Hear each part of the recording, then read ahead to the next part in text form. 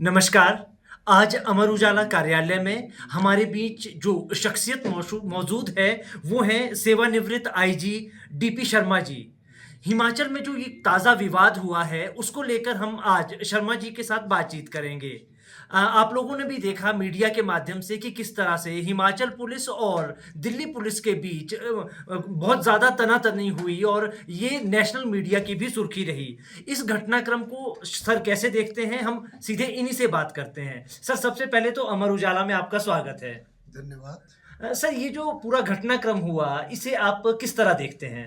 यह समस्त घटना चक्र, इसे अति गंभीर हम नहीं कह सकते। अवश्य थोड़े से पहलू में लगा कि नहीं, ये टकराव की स्थिति है, पर अंततः इसमें बहुत कुछ सीखने के लिए है और ये पॉजिटिव, इसको हमें पॉजिटिवली लेना चाहिए।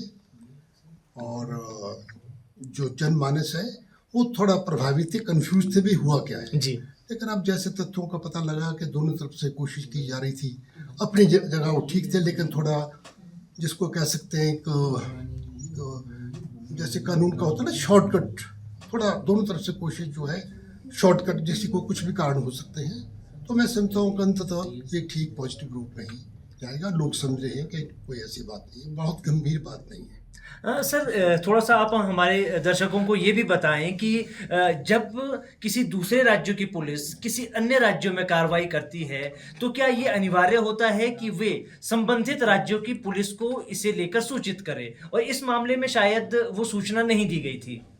परिस्थितियों पर, कानून की जो स्थिति है वो बहुत कुछ परिस्थितियों पर भी निर्भर है।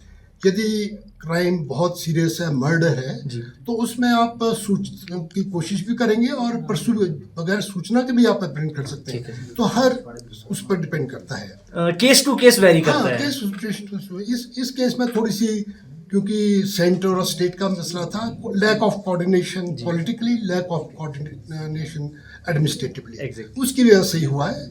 मामला इतना गंभीर नहीं था, ठीक ही है। अल्टीमेटली लॉट ऑफ लर्निंग, हर एक कुछ सीखने का इसमें मिला है। बिल्कुल सही। जी, जी, जी, जी।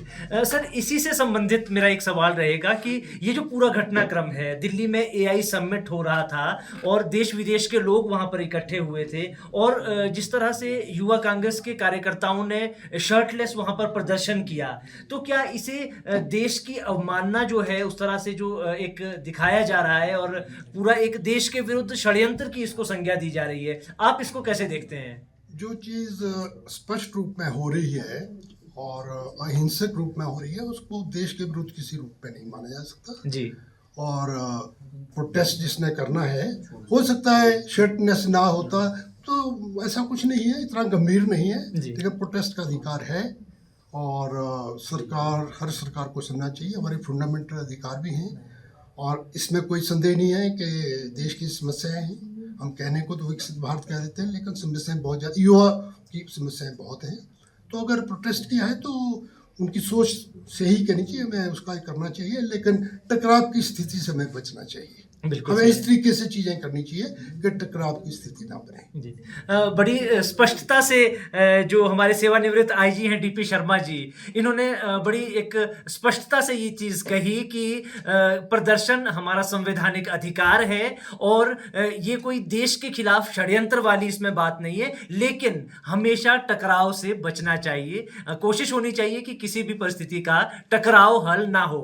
तो हम आपका बहुत-बहुत धन्यवाद करते हैं सर, आप हमारे बीच आए और आपने हमें समय दिया। धन्यवाद। नमस्कार। आपके राज्य की खबरें, आपके शहर की खबरें सबसे पहले जानने के लिए देखते रहें अमर उजाला। चैनल को सब्सक्राइब जरूर कर लें और पाएं हर अपडेट।